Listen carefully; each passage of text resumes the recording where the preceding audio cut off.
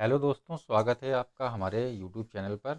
आज की वीडियो में हम डिस्कस करने जा रहे हैं केवीएस लाइब्रेरियन से रिलेटेड सिलेबस और उसका एग्ज़ाम पैटर्न। इस वीडियो में हम लोग डिस्कस करेंगे एग्ज़ाम पैटर्न क्या होता है, उसका उसका सिलेबस क्या होता है, पिछले साल की कट ऑफ कितनी रही थी। पिछले साल बोले तो 2018 में जब पेपर हुआ था तब कितनी कट ऑफ रही थी, और उसके एग्ज़ाम टाइम को कैसे मैनेज करें, और स्टडी के कुछ टिप्स, और आपके लिए सबसे मोस्ट इम्पॉर्टेंट बुक लिस्ट के बारे में।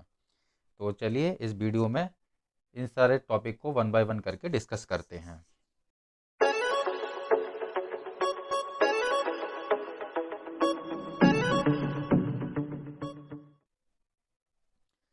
देखिए, सबसे पहले हम आ जाते हैं यहाँ पर अपने सिलेबस के ऊपर। तो सिलेबस में हमारा कुछ इस तरीके से सिलेबस डिवाइडेड है।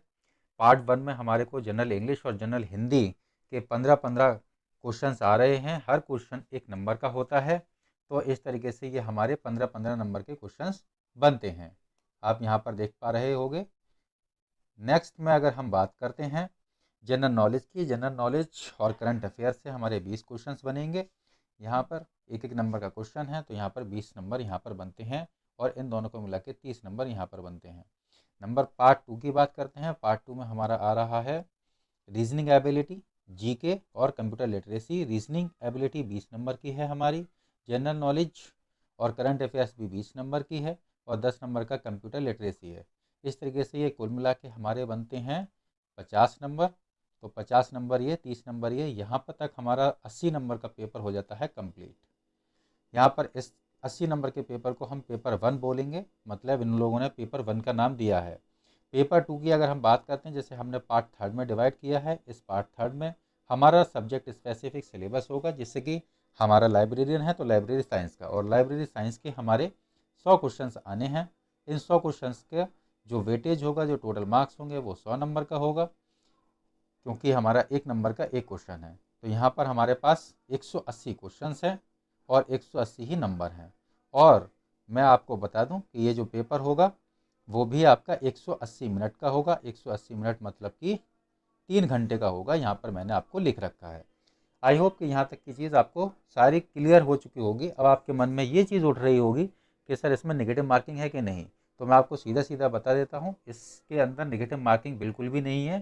तो आप सारे क्वेश्चंस को अटेम्प्ट कीजिए, ये मैं आपको एग्जाम स्ट्रैटेजी वाली टिप्स में भी बताऊंगा। तो चलिए अब हम इस डिस्कस कर लेते हैं कि ये जो एग्ज़ाम होगा वो किस टाइप से होगा, मतलब कि मोड ऑफ एग्जामिनेशन। देखते हैं अपना mode of examination. Mode of examination में अगर हम डिस्कस करेंगे, बात करते हैं, तो मोड ऑफ एग्जामिनेशन है हमारा कंप्यूटर बेस्ड। मतलब कि आपको डिजिटल सेंटर अलॉट किए जाएंगे, मतलब कि जहाँ पर कंप्यूटर सारे हमारे काफ़ी सारे रखे हुए होते हैं। मोस्टली ION कंप्यूटर सेंटर करके कुछ होता है, उसमें उस तरीके के कंप्यूटर होंगे। वहाँ पर आपके सामने क्वेश्चन पेपर आ जाएगा। वहाँ पर क्वेश्चन पेपर का अगर हम बात करते हैं कि किस किस लैंग्वेज में होगा, तो क्वेश्चन पेपर हमारा बाईलिंगुअल होगा। बाईलिंगुअल क्वेश्चन पेपर होगा, मतलब कि क्वेश्चन जो होगा वो आपका हिंदी और इंग्लिश में लिखा हुआ होगा। उसकी जो लैंग्वेज होगी वो हिंदी और इंग्लिश की होगी। अगर हम बात करते हैं कि ये किस तरीके से दिखाई देगा, तो आपको वहाँ पर लैंग्वेज को सिलेक्ट करने का ऑप्शन आएगा। अगर आप देखना चाहते हैं क्वेश्चन को हिंदी में, तो आप वहाँ पर हिंदी में टिक कीजिएगा, और अगर उसी क्वेश्चन को आप इंग्लिश में देखना चाहते हैं तो आप इंग्लिश में टिक करके उसका इंग्लिश अनुवाद देख सकेंगे। यहाँ तक हमारी बात हो गई कंप्यूटर बेस्ड एग्जामिनेशन की। आई होप यहाँ तक की बात भी आपको क्लियर हो गई होगी। नेक्स्ट स्टेप की बात अगर हम बात करते हैं, तब हम देख लेते हैं इसका सिलेबस क्या है। हमने यहाँ तक डिस्कस किया है एग्ज़ाम पैटर्न, और आपको एग्ज़ाम पैटर्न समझ आ चुका होगा। यहाँ पर बात करते हैं general knowledge and current affairs के सिलेबस की। देखिए, सारे लोगों का, मोस्टली लोगों का ये कहना होता है कि जीके का कोई सिलेबस तो है नहीं, बहुत ज़्यादा है। बट मैंने यहाँ पर आपको फोकस किया है स्पेसिफिक जो चीज़ आपको पढ़नी है। जीके के दो पार्ट होते हैं, एक होता है हमारा स्टैटिक पार्ट और एक होता है हमारा डायनामिक। स्टैटिक बोले तो जहाँ से कि आनी आनी है जीके, और जो कि बदलती नहीं है। डायनामिक बोले तो करंट अफेयर्स की बात कर लेते हैं। तो यहाँ पर हम बात करेंगे स्टैटिक की, क्योंकि डायनामिक में हमको पता नहीं होता है कहाँ से, किस चीज़ से, किस सेक्शन से क्या क्वेश्चन आ जाए। तब हमारा मेन फोकस रहेगा स्टैटिक पे।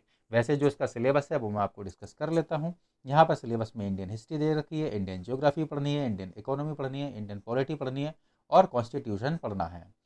उसके बाद हम बात कर लेते हैं एक एक नंबर के बहुत ज़्यादा मोस्ट फेमस क्वेश्चंस की, जिसमें कि आगे साइंटिफिक रिसर्च, आपके कौन कौन से अवार्ड्स कैसे कैसे मिले, उसके बाद स्पोर्ट्स में आपकी कैटेगरी आ गई, उसके बाद आप देखेंगे डेज के बारे में आ जाता है, उसके बाद कौन लंबा, कौन सबसे बड़ा, कौन सबसे फर्स्ट, ये सारे क्वेश्चंस जो होते हैं वो आते हैं। और उसके बाद कुछ की फुल फॉर्म्स भी आ जाती हैं, जैसे कि फॉर एग्जांपल आ गया AIIMS, AIIMS, all India institute of medical sciences. तो यहाँ पर ये जो है हमारी इसकी फुल फॉर्म आ गई, या NCERT की फुल फॉर्म आ गई। मतलब इस टाइप की फुल फॉर्म्स भी पूछी जाती हैं। नेक्स्ट थिंग हम बात करते हैं जी करंट अफेयर्स कैसे करके तैयार करेंगे। तब करंट अफेयर्स के लिए मैं कहना चाहूँगा कि आप पास्ट 1 ईयर की जो भी करंट अफेयर्स है वो आप पढ़ना शुरू कर दें। मतलब कि जब आपका एग्ज़ाम होगा हमारा अप्रैल में, अगर हम मान के चलते हैं, तब हम अप्रैल 2022 से अप्रैल 2023 तक की करंट अफेयर्स की स्टडी कर लेंगे। तब मोस्टली क्वेश्चंस फंस जाने चाहिए, क्योंकि पेपर भी बनाने में टाइम लगता है, और पेपर में अब ऐसा तो है नहीं कि आगे तक की क्वेश्चन पूछ लेगा वो आपसे जी के। तो ऑब्वियस सी बात है, कॉमन सेंस की बात है कि भाई आपको पिछले साल की ही जी के मिलने वाली है। और इतना ज़्यादा डीप भी जाएंगे नहीं, क्योंकि हल्का फुल्का टेस्ट है, इतना ज़्यादा हैवी टेस्ट नहीं है। तो ऐसा नहीं है कि UPSC का टेस्ट हो रहा है तो बहुत ज़्यादा डिटेल में और डीप में पूछ रहे हैं। तो आप कर सकते हैं मैनेज। ये किस तरीके से कर सकते हैं, इसमें घटना चक्र नाम की बुक आती है, आप उस बुक को प्रीफर कर सकते हैं। अदरवाइज़ आप हमारे चैनल पर बने रहेंगे, आपको समय समय पर वीडियो के माध्यम से दे दी जाएगी ये जो भी जानकारी है करंट अफेयर्स के बारे में। नेक्स्ट हम बात कर लेते हैं रीजनिंग एबिलिटी की। रीजनिंग एबिलिटी में आपके क्वेश्चंस देखिए श्योर शॉर्ट होते हैं बहुत ज़्यादा। अगर आप रीजनिंग एबिलिटी पे ध्यान देते हैं तो आप 20 मार्क्स में से 20, अदरवाइज मैं ज़्यादा से ज़्यादा अगर आप चाहते हैं 20 तो कर ही सकते हैं स्कोर, बट अगर आप चाहते हैं कि हाँ थोड़ा सा इफ़र्ट कर लिया जाए, तब आप 18 क्वेश्चंस तो कम से कम कर ही लेंगे अटैम्प्ट, वो भी बिल्कुल सही। क्योंकि इसमें चांसेस रहते हैं, आपको कन्फ्यूजन रहता नहीं है, आपको पता रहता है हाँ जी इस क्वेश्चन का क्या आंसर है, क्योंकि सीधे स्ट्रेट फॉरवर्ड लॉजिक्स होते हैं। यहाँ पर बात होती है तो यहाँ पर हमारे एनालॉगी आती है, इसमें सिम्बल्स की आ जाएगी, नंबर्स आ जाएंगे, फिगर, सीमेंटिक एनालॉगी होगी, नंबर सीरीज़ के बारे में डिस्कशन हो जाएगा, कोडिंग डिकोडिंग हो जाएगी। और सबसे इम्पोर्टेंट चीज़ आपको डाइस, ये डाइस का मैं एक लेक्चर लूँगा, आपको एक ही लेक्चर में कंप्लीट कराने की कोशिश करूँगा। और इसी तरीके से कैलेंडर और डिक्शनरी के भी लेक्चर ले लिए जाएंगे। इसमें से क्वेश्चंस बनते हैं एक एक। फिर ब्लड रिलेशन हो गया, क्लासिफिकेशन हो गया, उसके बाद इजी मैथमेटिक्स के क्वेश्चंस बनते हैं। जैसे कि फॉर एग्जांपल क्वेश्चन आ जाते हैं एज वाले, कि पिता जो है अपने पुत्र की, पिता की आयु अपने पुत्र की आयु की 4 गुनी है, 10 साल बाद इतनी इतनी हो जाती है, इस टाइप के क्वेश्चन। रैंकिंग वाले क्वेश्चन आ जाते हैं कि सीता जो है राम से चार चार स्थान आगे है और उसके 5वें स्थान पे ये है, बाएं दाएं, इस टाइप के क्वेश्चंस भी आ जाते हैं। तो ये रीजनिंग के क्वेश्चंस हैं, ये रीजनिंग का हमारा सिलेबस हुआ। नेक्स्ट थिंग हम अगर बात करते हैं तो कंप्यूटर के सिलेबस की। कंप्यूटर हमारा 10 नंबर का आ रहा है, बहुत ही ज़्यादा बेसिक कंप्यूटर आता है हमारा। इस बेसिक कंप्यूटर में आपको सिंपल सिंपल करना है। जैसे कि कंप्यूटर की हिस्ट्री कर लिया आपने, सॉफ्टवेयर कर लिया आपने, हार्डवेयर कर लिए, इससे रिलेटेड क्वेश्चंस आते हैं। माइक्रोसॉफ्ट की कमांड्स आती हैं और उनके इंटरफेस जैसा होता है उस टाइप के क्वेश्चंस आते हैं कि मेन्यू जो ऑप्शन होता है उसमें कौन कौन से चीज़ें आती हैं, फाइल में क्या आता है, सीवीएस में क्या आता है, इस टाइप के क्वेश्चंस पूछे जाते हैं। नेक्स्ट हमारा सिलेबस आ गया जनरल इंग्लिश का। जनरल इंग्लिश में बहुत ही ज़्यादा बेसिक होता है, रीडिंग कंप्रहेंशन आएगा, वर्ड पावर देखी जाती है, ग्रामर और उसके यूसेज आएंगे। इसी तरह से अगर हम हिंदी की बात करते हैं, हिंदी में भी सेम सिलेबस है। हिंदी में सिलेबस जो होगा उसमें भी रीडिंग कंप्रहेंशन आएगा, वर्ड पावर देखा जाता है, ग्रामर देखी जाएगी, आपकी यूसेज देखे जाएंगे, जैसे कि समास हो गए हमारे, समास हो गए, अलंकार हो गए, संधि हो गई, तत्सम हो गए, तत्सम हो गए, इस टाइप की आपकी हो गई संज्ञा, सर्वनाम, ये सारे बेसिक बेसिक चीज़ें हिंदी में भी पूछी जाएंगी। नेक्स्ट अगर हम बात करते हैं अपने सब्जेक्ट स्पेसिफिक सिलेबस की, तो ये हमारा 100 मार्क्स का आता है। 100 मार्क्स में कोई भी परिवर्तन नहीं किया गया, सेम टू सेम वही है। हमारे 6 यूनिट पहले पूछे जाते थे केवी के एग्ज़ाम में, और आज भी वही 6 पूछे जा रहे हैं। सबसे पहला foundation of library and information science है, दूसरे में हमारा नॉलेज ऑर्गेनाइजेशंस है, हमारी इंफॉर्मेशन रिट्रीवल कैसे होती है, कैसे प्रोसेस होती है। तीसरा हमारा बहुत ही बेसिक है जो कि आपने BLIS में पढ़ा ही होगा, IT के बारे में है। चौथे में हमारा मैनेजमेंट के बारे में है। पाँचवा हमारा इंफॉर्मेशन सोर्स और सर्विसेज के बारे में है, और छठा लाइब्रेरी यूज़र्स के बारे में है।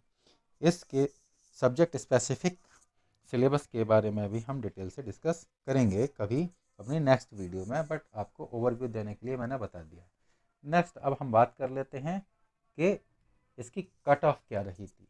तो अगर हम कट ऑफ देखते हैं 2018 की, तो 2018 में जो पेपर हुआ था वहाँ पर जनरल की कट ऑफ 105 रही थी, ओबीसी की कट ऑफ 104 रही थी, एससी की कट ऑफ 98 और एसटी की कट ऑफ 89 रही थी। ये सारे हमारी जो कट ऑफ हैं वो आउट ऑफ 180 के आसपास हैं। तो 180 नंबर में से आपके 105 नंबर आने चाहिए अगर आप जनरल कैटेगरी से बिलोंग करते हैं तब। ये बात थी 2018 की, और अब हम बात कर रहे हैं 2022 की। तो अगर हम बात करें तो जनरल कट ऑफ अगर रहने वाली है, क्योंकि कंपटीशन थोड़ा ज़्यादा बढ़ गया है, इसलिए हम 10-10 नंबर एक्स्ट्रा मान के चलते हैं। तो अगर आप जनरल से बिलोंग करते हैं तो आपको ज़रूरत है 115 की। अगर 115 आपका स्कोर है तो आप सेफ़ है। तो इसके लिए आप प्रैक्टिस करना शुरू कर दीजिए और अच्छे से पढ़िए, नोट्स बनाइए। अब आप सोच रहे होंगे सर किस तरीके से पढ़ें, कैसे पढ़ें, कुछ बुक का सजेशन दे दो। तो यहाँ पर हम आपको लेते चलते हैं बुक लिस्ट के बाद। देखिए बेस्ट बुक लिस्ट जो मेरे अकॉर्डिंग है वो क्या होनी चाहिए, जिससे कि पढ़ के आपका कोई भी क्वेश्चन ना छूटे। तो रीजनिंग की मैं प्रीफर करूँगा किरण पब्लिकेशन की उठा लीजिए एक बुक। जी के जीएस आप लूसेंट से पढ़िए। हिंदी इंग्लिश की अगर हम बात करते हैं तो NCERT up to 10th class तक आप पढ़ लीजिए, आपका हो जाएगा इजीली। कंप्यूटर में अगर आप बात करेंगे तो अरिहंत पब्लिकेशन की आप बुक उठा लीजिए। और लाइब्रेरी साइंस में आपको कोई भी बुक लेने की ज़रूरत नहीं है एक्स्ट्रा। अगर आप इग्नू से पढ़े हैं, इग्नू से BLIS कराए, तो आपका वो मटेरियल जो है वो सफिशियंट है। ये चीज़ आप मान के चलिए, क्योंकि इग्नू में बहुत ही ज़्यादा डिटेल्ड में डिस्कस किया गया है सिलेबस को। तो आप इग्नू की बुक्स को ही पढ़िए, कहीं इधर उधर मत भागिए, क्योंकि इग्नू की बुक्स एरर फ्री हैं मोस्टली। आप इधर उधर से बुक लेंगे, वो सारी बुक जो होंगी वो एरर फ्री बुक नहीं होंगी। ये आप ध्यान में रख के चलिए। अब हम बात कर लेते हैं आगे की, कि भाई और प्रिपरेशन करें तो उसको कैसे मैनेज करें। थोड़े स्टडी से रिलेटेड टिप्स दे दीजिए सर। तो उससे स्टडी से रिलेटेड टिप्स के लिए भी मैंने कुछ लिख रखे हैं यहाँ पर पॉइंट्स। सबसे पहले देखिए, सबसे पहले अगर आप इस कर रहे हैं प्रिपरेशन, तो आपको ऐसी स्ट्रेटेजी बनानी पड़ेगी कि आपको उसका सबसे पहले सिलेबस को समझना होगा। क्योंकि जब आपको सिलेबस ही नहीं पता है तो आपको पता ही कुछ नहीं है। मतलब आप कुछ भी पढ़े जा रहे हैं, कोई सी भी बुक से उठा के पढ़ लिया, इस तरीके से आपका एग्ज़ाम नहीं क्रैक होने वाला है। क्योंकि देखिए जब भी हम कभी किसी की भी प्रिपरेशन करते हैं, फॉर एग्जांपल अगर कोई एक कंट्री है और वो भी अगर कोई किसी से युद्ध लड़ने की प्रिपरेशन कर रहा है, तो उसको पता होना चाहिए ना कि भाई हमारा शत्रु कैसा है, कि क्या क्या उसकी स्ट्रेंथ है, क्या क्या उसकी वीकनेस है। इसी तरीके से यहाँ पर हमको देखना पड़ेगा भाई उसका सिलेबस क्या है, उसके अंदर क्या क्या चीज़ें हैं, क्या क्या चीज़ें हमको पढ़नी हैं। यहाँ पर आप उसके सिलेबस को अंडरस्टैंड कीजिए पहले। उसके बाद आपको अंडरस्टैंड करना है उसके एग्ज़ाम पैटर्न को। भाई एग्ज़ाम पैटर्न में पूछा क्या जाता है, कौन से क्वेश्चन पूछे जाते हैं, कौन से क्वेश्चन नहीं पूछे जाते हैं, किस टाइप के क्वेश्चन पूछे जाते हैं। पता चला आपने बेसिक क्वेश्चन कर लिए, वहाँ पर क्वेश्चन ही नहीं हो पा रहे हैं आपसे। पता चला रीजनिंग असर्शन वाले क्वेश्चन आ गए, आपसे हो ही नहीं पा रहे हैं। तो आपको उसका लेवल भी देखना पड़ेगा और उसके टाइप भी देखना पड़ेगा। तब आप अंडरस्टैंड कर पाएंगे कि हाँ जी आपको करना कैसे है। उसके बाद जब भी आप पढ़ें, आपको नोट्स खुद के बनाने ज़रूरी हैं, क्योंकि बिना नोट्स के आप नहीं पढ़ सकते। अब ऐसा तो है नहीं कि आप लंबी लंबी चौड़ी इतनी सारी भारी भरकम बुक्स पढ़ने बैठ गए और पढ़ रहे हैं आप। उसमें आपका टाइम ज़्यादा से ज़्यादा जाएगा और आपको सक्सेस मिलने के चांसेस कम हैं। देन आपको प्रैक्टिस करनी है ज़्यादा से ज़्यादा क्वेश्चन की। जितने ज़्यादा क्वेश्चन की प्रैक्टिस करेंगे उतने ही ज़्यादा आपका माइंड शार्प होगा, आपके डिसीजन लेने की क्षमता बढ़ेगी, और आपको उन क्वेश्चंस की डिटेल में नॉलेज मिलेगी कि हाँ भाई ये क्वेश्चन कहाँ से आया, किस तरीके से बना, किस चैप्टर का था, इस क्वेश्चन का आंसर क्या हो सकता है, और जो आंसर है वो ही क्यों है, और जो उसके 3 ऑप्शंस हैं वो क्यों नहीं हैं। ये सारी चीज़ों के बारे में भी आपको डिटेल्ड में पढ़ना चाहिए। इस तरीके से आपको प्रैक्टिस करनी चाहिए। और अगर आप चाहते हैं इस तरीके के हम वीडियो बनाते रहें, आपको इस तरीके के क्वेश्चंस प्रोवाइड करवाते रहें, इस तरीके से आपको सिलेबस से रिलेटेड चीज़ें बताते रहें, और उस एग्ज़ाम पैटर्न क्या है, सिलेबस किस तरीके से हम अंडरस्टैंड करें, किस तरीके से हम पढ़ें, उसकी स्ट्रैटेजी के बारे में अगर आप जानना चाहते हैं, अगर आप चाहते हैं कि हम आपको टेस्ट सीरीज देते रहें, आपको क्वेश्चंस देते रहें, तब आप हमारे चैनल को फॉलो कर लीजिए और टेलीग्राम ग्रुप को ज्वाइन कर लीजिएगा। उसके बाद भी अगर आप ऐसा है कि वर्किंग पर्सन है, आपके पास इतना ज़्यादा टाइम नहीं है, बट फिर भी आपको ये लगता है, आपकी एक डिज़ायर है कि हाँ जी मेरे को केवी की तैयारी करनी है, बट टाइम नहीं है, टाइम की वजह से मैं नहीं कर पाऊँगा तैयारी, या आपको लगता है कि आपकी तैयारी में कुछ कमी है, तब आप हमारी गाइडेंस भी ले सकते हैं, आप हमारे पेड कोचिंग भी ले सकते हैं। उसके लिए हमारा कॉन्टैक्ट नंबर है 7017124828, यहाँ पर आप कांटेक्ट कर लीजिएगा। यहाँ पर हम आपको प्रोवाइड करेंगे सारी चीज़ें, टेस्ट नोट्स, टेस्ट सीरीज़, क्या सिलेबस है, किस तरीके से पढ़ना है, आपकी हेल्प के लिए भी हम हमेशा बैठे हुए हैं। तो इस तरीके से हम आपको हेल्प कर सकते हैं इफ़ यू वांट टू। अगर नहीं तो आप यहाँ से भी कर सकते हैं, ये भी चीज़ आपके लिए सफिशियंट है।